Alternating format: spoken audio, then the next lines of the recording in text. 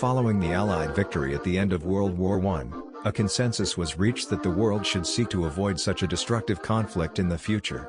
Politicians in the United Kingdom and France, weary after 4 years of bitter fighting, sought to punish Germany as an aggressor and, it was hoped, not only limit the Germans from being able to wage war in the future, but also recoup some of the material and financial losses that Paris and London had incurred as a result of the war. American President Woodrow Wilson had a different perspective. Instead of crippling the Germans, he sought to build a more peaceful global environment by bringing freedom to more people. His plan was encapsulated in the 14 points. The points themselves can be divided into two broad groups.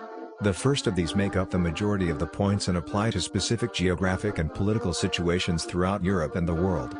A number of these points make perfect sense today.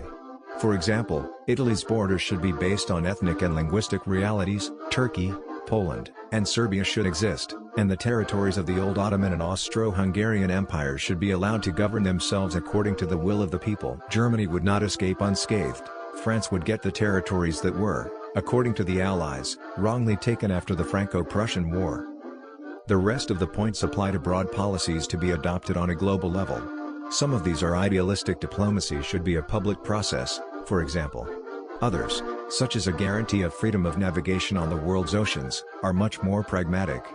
Freedom of world trade and arms limitation were well ahead of their time. The most controversial point was the last one.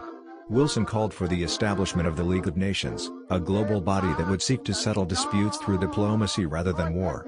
Ultimately, the League was established, but was largely toothless. The United States itself failed to ratify the treaty that would have allowed it to join. Released less than a year into American involvement in the war, Wilson's ideas were praised by many Europeans as a step in the right direction, if a bit idealistic. Among the leaders of the Western Allies there was a different reaction. The belligerents had been fighting for years and now Wilson was offering Germany a relatively easy way out. Wilson's slant towards liberalism continued into the Versailles Peace Conference. While France and Britain wanted more concessions, Wilson advanced his points. Ultimately, the points became an inspiration for the final Treaty of Versailles, often in watered-down interpretations. The territorial points were largely adopted, with the powers happy to take territory from the Germans, the Ottomans, and the Austro-Hungarians. Others saw less support.